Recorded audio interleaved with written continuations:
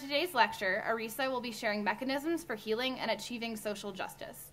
As a survivor of domestic violence, her second collection of poetry, A Penny Saved, seeks to untangle the interconnected experiences of abuse through a poetic narrative of the real-life story of Polly Mitchell, who was held captive for 10 years in her Nebraska home.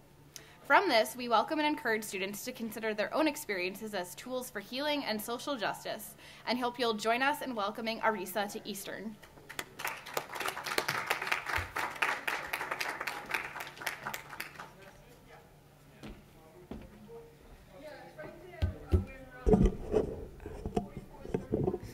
Thank you. I'm so happy to be here. Thank you to Eastern Connecticut State University for having me here, and Starshima Byram and the Women's Center for organizing all of this and putting it all together. Thank you super much. So I'm a poet, and so as a poet is the means in which I am a social justice activist. I am a human in the world.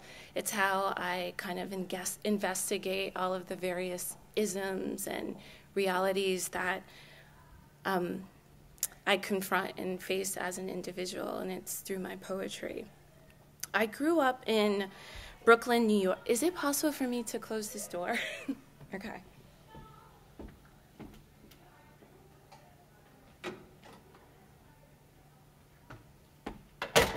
It was just hard with all of that ambient sound to talk to you.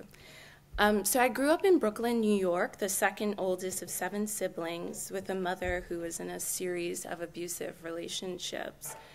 And growing up in a home with the presence of violence and aggression prevented my loving self from rising. You know, the warrior fighter got to flourish, but not the kindly steward.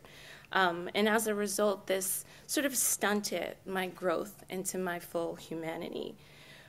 What I was learning was I was seeing myself as a victim, and I was also learning to self-hate, and as a result, my self-esteem was low. And basically, like my whole family, we were all grappling with this hurt in our own particular ways, and we were all suffering from the wounds caused by forces of domination. And what I mean by this is that, you know, you go out, you're in your home, and when you're in your home, you expect a certain kind of reality, for it to be a sense of calm, peace, and ease, and to separate and sort of keep you protected from the outside realities. But what I noticed is that when I walked out into the world, I was confronted with that same level of aggression and violence from the outside world through, you know, ways of race, through economics, through religion, all of these isms that sort of construct the way that we look and feel about ourselves, how we relate to ourselves. And so here's the violence in the outside world showing itself in my intimate family life. And so none of this felt right to me. You know, it didn't sit well with my spirit. And I realized that my capacity for well-being was being undermined. So my family was not necessarily engaging new tools for how to be well. And then when you went out in the world, what was being reinforced was like your marginalization. You know, it's like as a woman, you're supposed to do this, or you should expect these certain kinds of things or violence or aggression to come your way. And what I wanted was something different. I wanted a new way to perceive myself, to know myself, and I wasn't knowing my full self. I was only knowing, in essence, like my dark, violent, aggressive side. And a part of me just couldn't understand why, you know, and these questions kept on coming up, like, am I expected to always live in this vibration of chaos? As a woman, do I accept this violence? You know, why am I being taught these things from my mother, from my stepfather, you know, from my family unit? And then society is sort of teaching me these same things too. Television, you know, our schooling system sort of denies the true stories of who we are. And ultimately what was coming up was like, why can't we get along? You know, what's wrong with me? And all of these questions just sort of like pointed to these divides that were happening without and within me. And what I mean by that is that I think like when we're born, for the most part, we are whole beings. We come in sort of unadulterated. And then as we kind of move out in the world through our various paths, these like various events challenge, our sense of self. It breaks us up into these little pieces, It's like, oh, you're a woman, so you're in this box. You're black, so you're in this box. You're poor, so you're in this box. You're rich, so you're in this box. You live in the inner city, so you're in this box. You're tall, so you're in this box. And so constantly is this fragmented sense of myself I was learning. And when you're fragmented, it just creates this sort of chaos inside of you. Like you're wanting to feel whole, but you're just like, no one's teaching me how to connect these various parts of myself. Everyone's teaching me how to break apart. And so as I was growing up, I wouldn't have been able to articulate this then, but I didn't want to lose my ability to love. And because instinctively I knew that love could heal personal and collective divides. And in some ways that sounds pretty cheesy, but it's really the truth. Because when you're held in a space of loving kindness, when you're loved, you can actually feel comfortable in the world. You can try some things. You can see the different possibilities. You can know yourself not as a mistake or an error or as some kind of thing at the bottom of the barrel or this person that is going to always receive grief for being who you are. But in a space of love, there are these possibilities to actualize yourself in these fuller ways. And so something inside me kept saying yes. And because of that affirmative response, I was able to access and activate a voice within myself that offered an alternative vision to the powerlessness I felt in my home, in my neighborhood, and even in my country. So learning to listen to this voice within, I started telling stories. I was creative with words. I made up stories with and for my siblings. I sang songs that, just little ditties that I would make, and I would go inside my living room, and at night when it was just completely pitch dark, I would sing outside the window. And there was actually this one time when I was singing about the stars and the sky and some kind of new world. I was maybe 12 years old or 10. And so I'm singing outside. I was living in a high-rise apartment building at the time on the 4th floor. And so I'm singing, and then all of a sudden, from the other side of the courtyard, another person started singing too. And it was the most kind of frightening thing, but at the same time, it sort of made me realize that by having the courage to sort of tell your stories and be creative and imagine these things and then speak it, someone's listening and someone's responding. So, and so as a result, I was able to reconstruct the narrative of my life, author my needs and wishes and learn to speak as an authority. And when you are a young person, the one thing you're constantly taught is to shut up. I mean, it's you need to be quiet, listen to everybody else who has power and authority over you.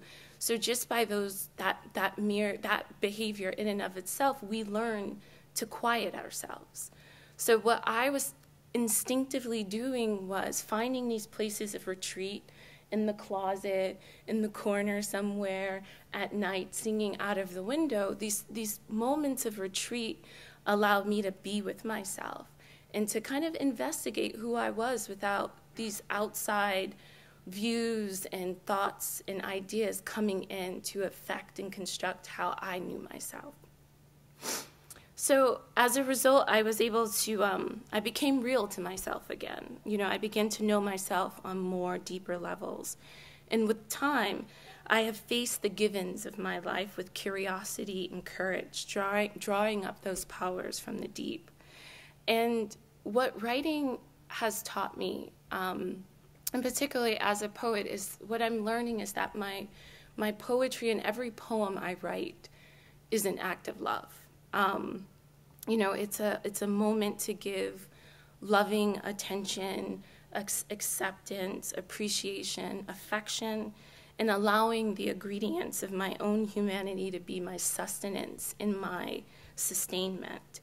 So the transfiguration of this painful waste has been integral to my self-actualization and has been a key part of my poetry making, all of which has called me to create the conditions of justice in this world.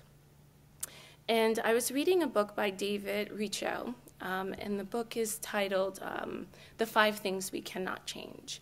And in that book, he makes a mention of what a hero is. And we often have these illusions of a hero, someone who is like Superman or Wonder Woman, and you have these superpowers that somehow your humanity isn't enough, like you need something else. But what a hero is, according to David Richo, is someone who has lived through pain, been transformed by it, and uses it to help others.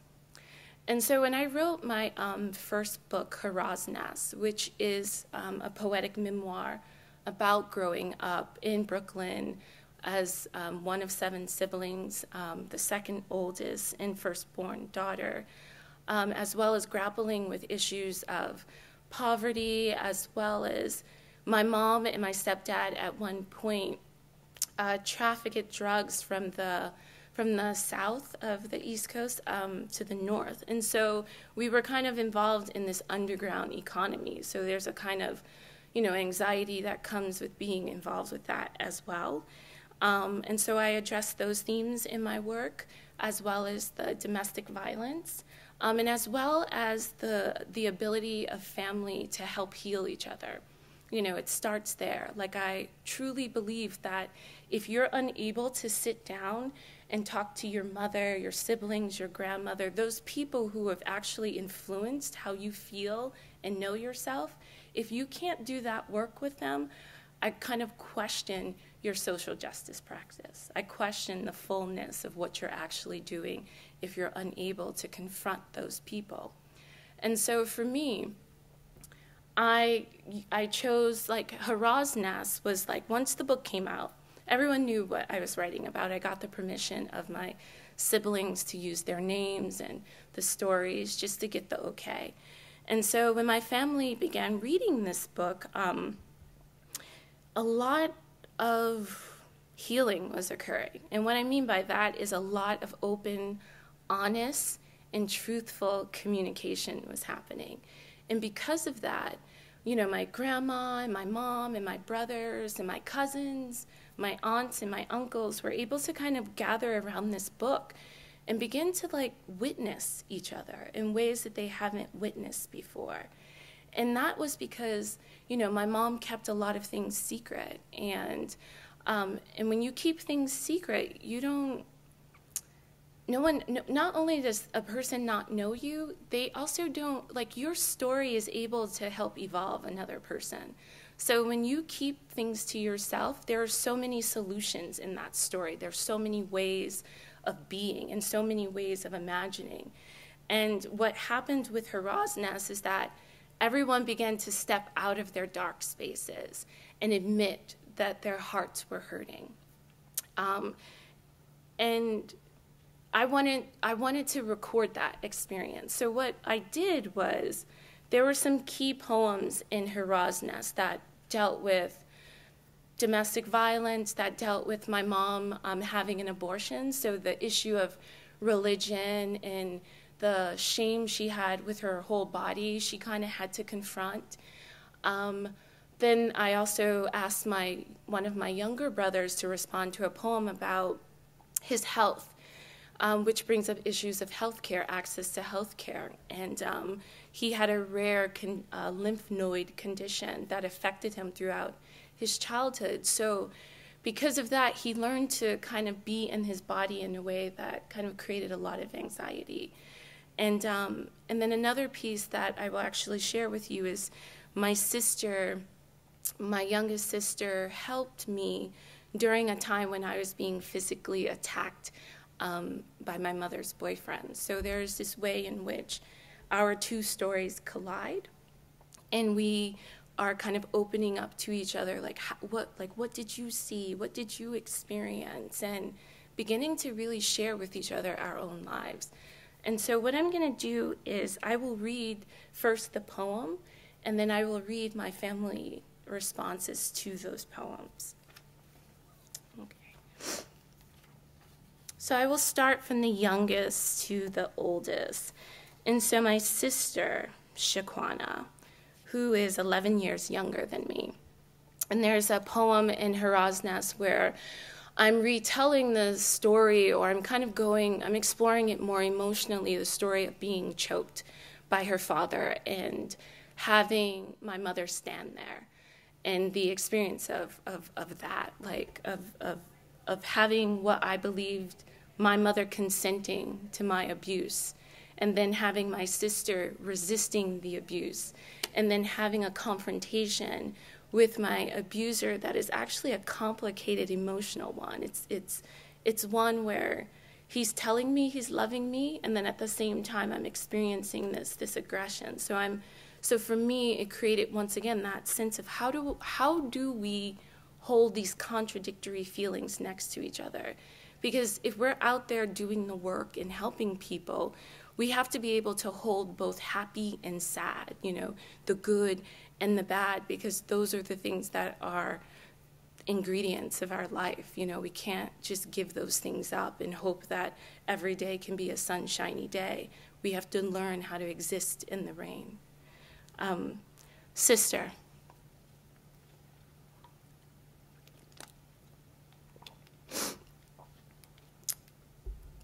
I selected your name from the tag partition in the Black Pearl taxicab. Shaquana, the one who defies impermanent marker. You are bold letters among faded ink whispers of people afraid to make their mark too strong. Born to us with 6 pointed hands, newborn half fingers, planted with a seed of bone, a possibility of intricate cross hatches and indelible strokes, an isotopic rising and dipping of terrain. You lined with a person's symmetry and pointed it right into their face. On that night, your hands broke the hold Cornell had on me.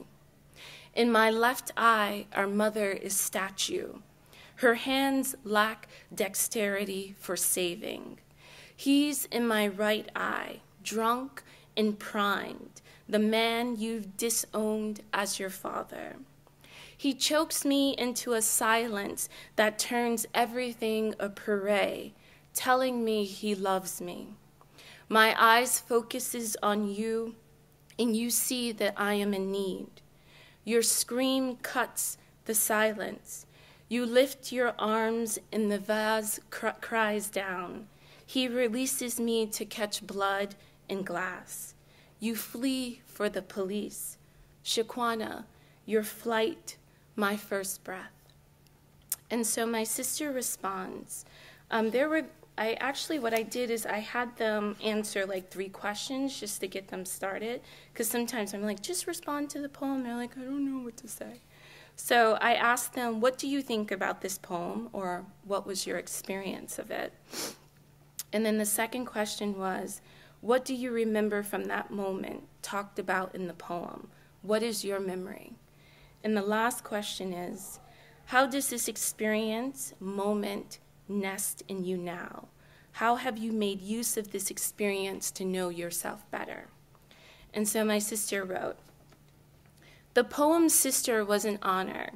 It was one of those moments that you never knew how much you changed someone's life until they do something to thank you.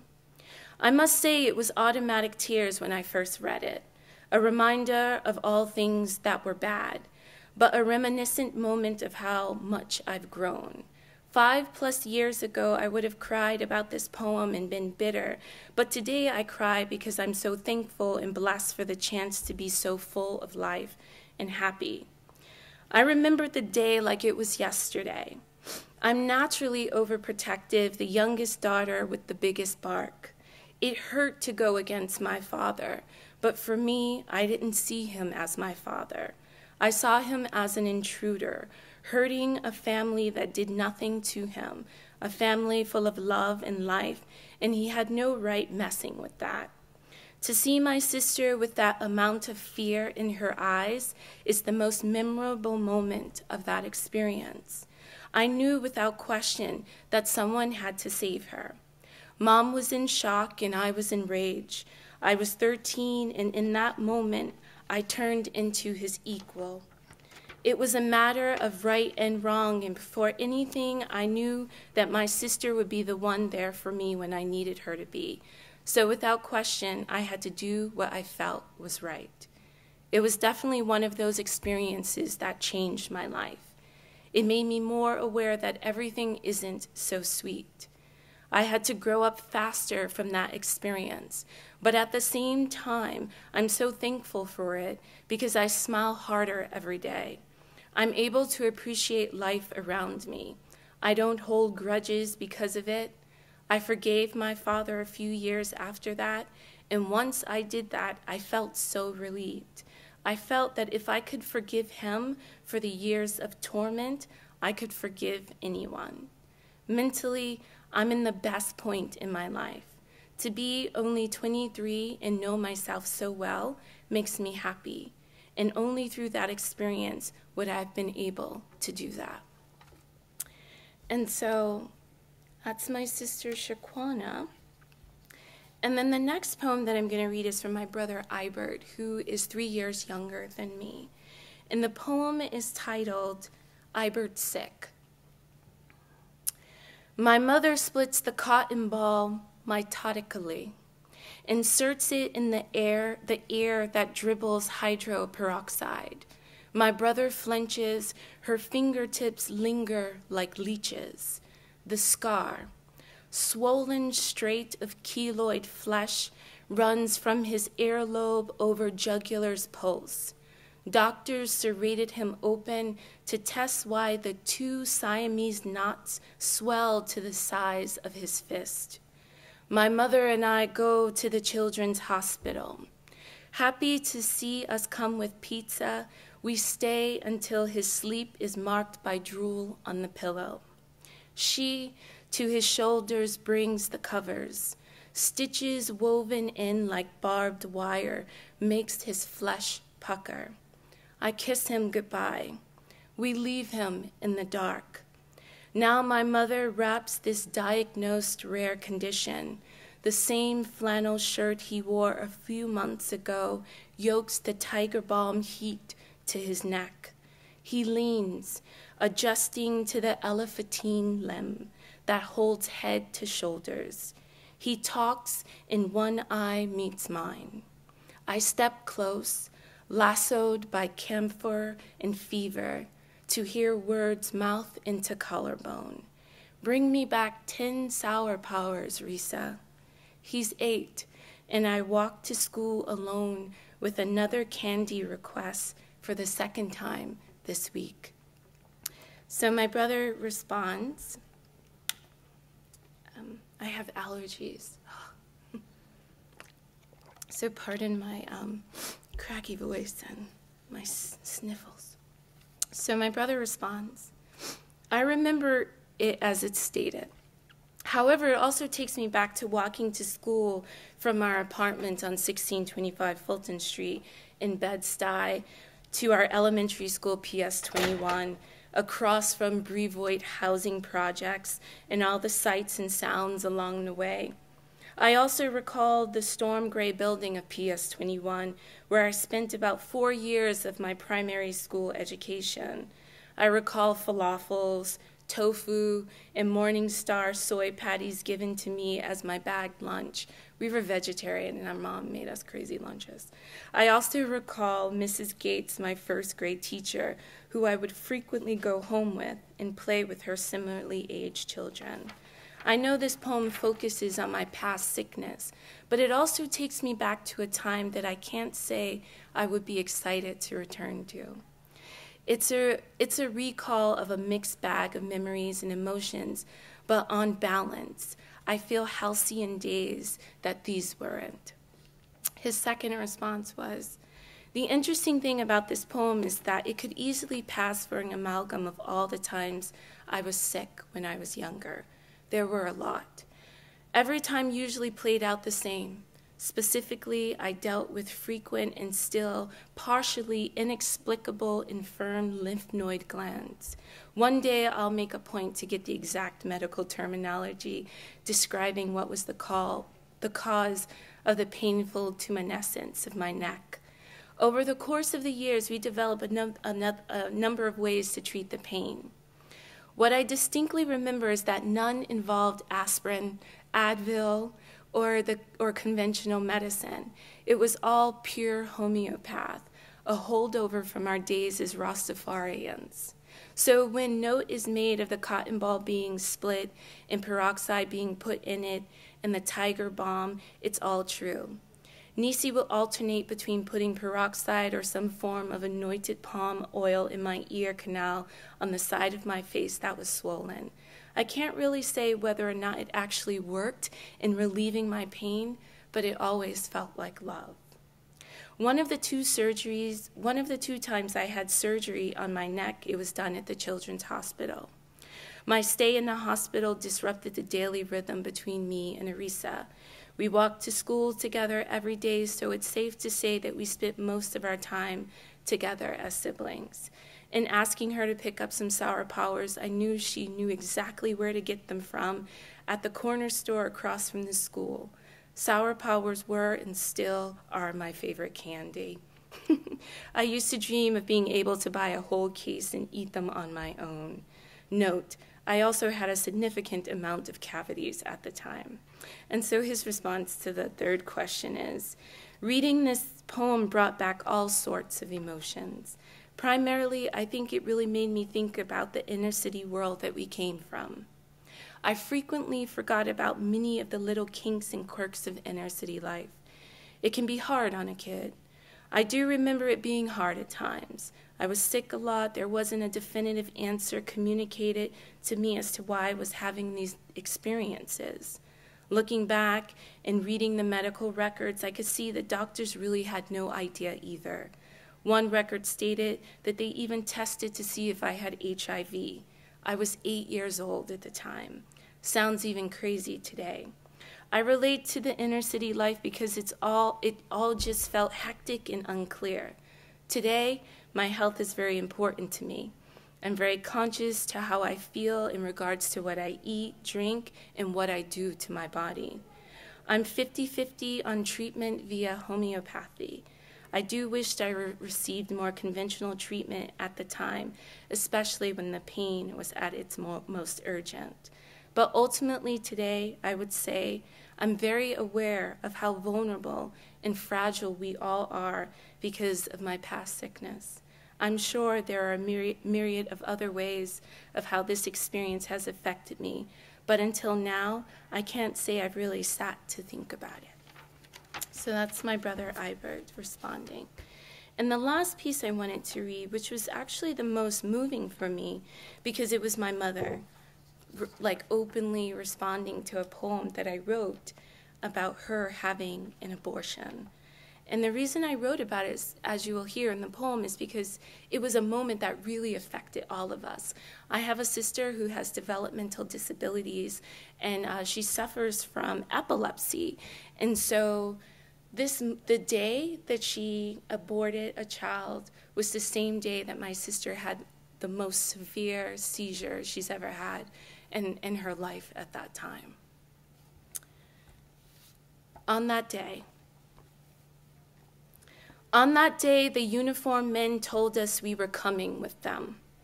I was too busy getting Kayana ready. I didn't notice I was still in my pajamas, and the hairstyle you did the other day needed to be combed.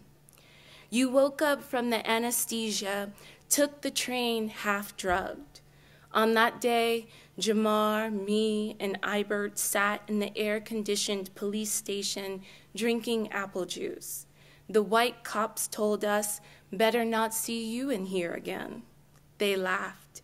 We imagined Kayana alone in the hospital shaking. On the train, you fell asleep, opened your eyes just before our stop. We wondered, where were you while rubbing goosebumps down, watching pistachio paint peel, listening to our hunger come? On that day, the apartment was too quiet a place for living children. You cried, and we let our minds wander. Your head begged for bed. You called your best friend on that day and asked her to get us. Walked on legs withering beneath you to Kayana in the hospital 5 blocks away. Later, in Angie's doorway, Ibert hugged your thighs, rested his head between your legs. We shouted, "Where you been?" On that day, without a reply, we calmed our excitement to enter your hush. And so my mother responds. That poem took me back to a dark place in my life. I made a sacrifice to give up life, and in the interim, my living lives were being traumatized. On that day, I called my sister to come and get you guys, but she thought I was neglecting my motherly duties. When I thought I was performing a secret act, it actually became known openly, trying to shield my children, myself, and the world from my dirty deeds. I was a very private person, internal person, so to feel so helpless and vulnerable continues to haunt me. It still hurts. You exposed me. And although it's still hurtful, I find that these are the issues that I need to work on in order to heal and find peace with my past. Despite my initial feelings, I embrace the good and the bad. I'm free. Although some knew the struggle, they did not know the intensity. They gave me my accolades for triumph, and I'm still holding on. I'm able to put it on the altar, and my sins become washed. I serve a forgiving Father who washes our sins away, just not too sure about man. LOL. I am aware I was not able to love you like you needed to be loved. And you being my firstborn daughter, I only knew how to raise a male child who did not require the tenderness, the feminine nature that is in a female bones. I really had walls that I did not allow my children to penetrate. Yes, I became my mother who was my example of how to mother. Come, my child, let me give you a hug and hold you so you can become whole. I too never got that. She never got that, and you never got that. So we cry and move on. But you had the courage to talk about it. I love you even more. Every time I read that one really touches a deep spot. And so what this has done is it has opened up communication between my family, all of us. Like, we are learning to be less separate people. And that's something that I think, like, as an individual, I strive for. I strive for a wholeness, for being able to stand in a crowd of people and not feel myself separate from everyone. And what that really requires is a willingness to speak truthfully, to open up even to yourself, you know? And one time a friend of mine, it was a part of his, he was the best man at a wedding, and he was practicing his speech. And he said something about how each of us are sort of our own sovereign nations, our own universes in and of itself. And what we need to learn to activate is how to govern our universe, how to govern our bodies, how to be aware of what's coming into our minds, what we choose to share with others, how we are with our hearts. Like, we have to kind of be our own presidents. And there's something about that allows for individual transformation to lead to collective transformation. And what I want to do is, what I would like to do is actually have you all participate in a exercise with me on kind of a visualization, a meditation on really paying attention to those places within ourselves that we need more attention, where we need more healing, where we feel the pain, because it is the pain that's going to supply all of the intelligence we need to make a better world, and I truly believe that. And let me read a quote to you by Bell Hooks that talks about wellness as political resistance.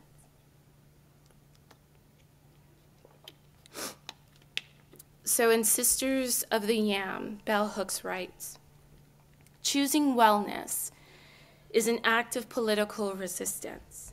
Before many of us can effectively sustain engagement in organized resistance struggle, we need to undergo a process of self-recovery that can heal individual wounds that may prevent us from functioning fully." It's now Q&A. I get to ask you questions. Or you get to ask me questions, doesn't matter.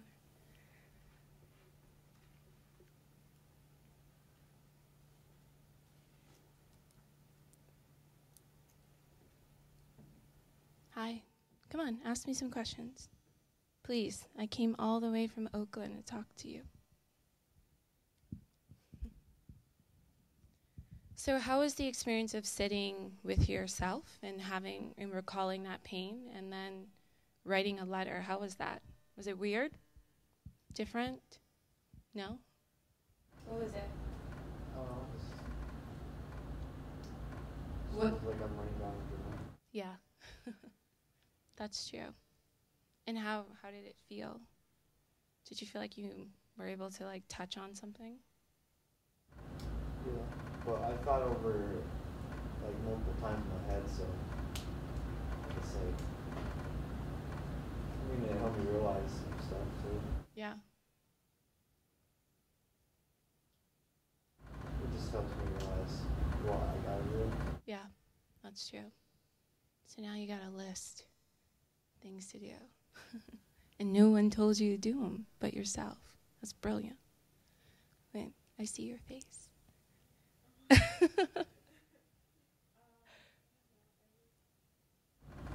This is a topic that I don't really touch upon often, and so me actually being able to sit down and focus on it, it's just, I don't know, I usually focus on other things and like more stress and all that, but this is like the first topic I can think about.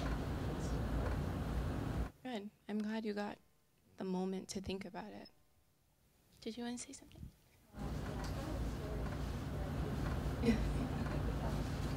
Thank you. I'm glad. Therapy's good.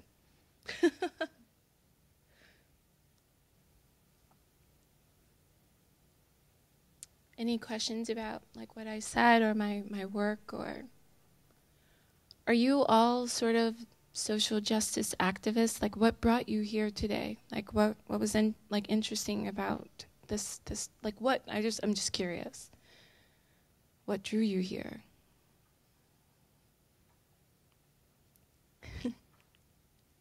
Chatty bunch. Oh, yeah.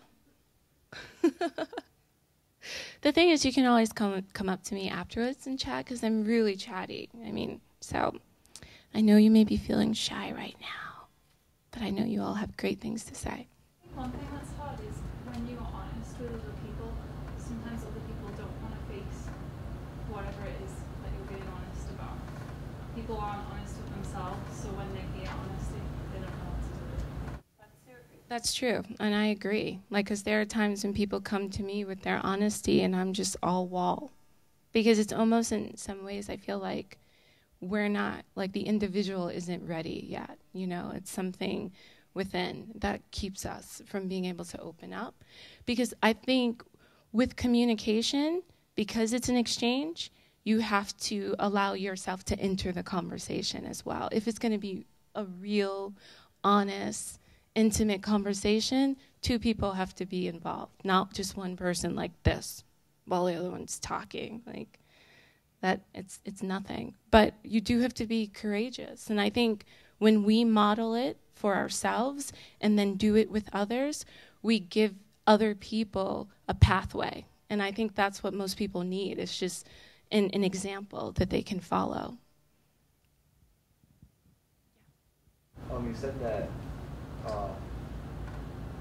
your whole life you were like focusing, or like your more aggressive side was growing over your more humane. Yeah. What made you realize that? At what point? I think when, it's just, there are these few moments where I realized that. It was like when I was younger and my mom would get into these like really horrible fights with my stepdad, and then I would just there was this sense of like walking out in the world and being like, things aren't right, like it's just not right. And I don't know how to explain that, but from that sense of confusion opened up the way to question so many of the other realities going on. Repeat the second part of your question, because I do want to. I was asking, like, what was was there a specific moment in time where you realized what you wanted and how you wanted to act as yourself? I think being in relationships. I mean, when you have a partner, boyfriend, girlfriend, and if it's those moments of intimacy that makes you realize, like, wait, what's going on with me? So my relationships over the years sort of showed me that my heart was really closed. Like, I was so protected in the way of giving forth my love, because I didn't want it to be not received or no one would reciprocate. I just had all of these hang-ups about, like, being a loving person. I knew I could be in charge. I could intimidate people. I can go into a space and sort of take over and control. But how do I be in a space with people? Be in partnership with people, be in a relationship, learn how to actually talk to them and not be afraid of everyone, And so I think, my very intimate, like, friendships and my romantic relationships showed me those voids and those absences that were happening inside of me. I was like completely closed, and I wanted to know what happened along the way that made me such an angry at times. Like, I was just really angry and mad and, just like that. And I really wanted to be loved at the same time too, right? So I'm pushing people away, but then I'm like, please come closer, I love you. Very stalkerish and bipolar. It's a very manic way of being in the world when you really want to be more honest with yourself. So it's at those different points. And I think relationships, like when you choose I think our relationships throughout our lives, through our friends, with our family, with our romantic partners, show us the things we need to work on. They do. Even like those friends that you're like, I hate her, he sucks. Even those relationships teach us where our walls are, where our edges are, what are our boundaries, or maybe we have no boundaries. Because that's often the case too. People are just walking all over you, and you're like, I feel walked on. Why? Oh, because this was established in childhood. Your mom said that as a girl, you must stay at home and take care of the kids, and all of your needs come way later. So you got to go back and trace and see where these ideas factor into your life and keep you locked up and just, I think, a smaller version of yourself. I want everyone in here to be a bigger, wider, expansive version of themselves.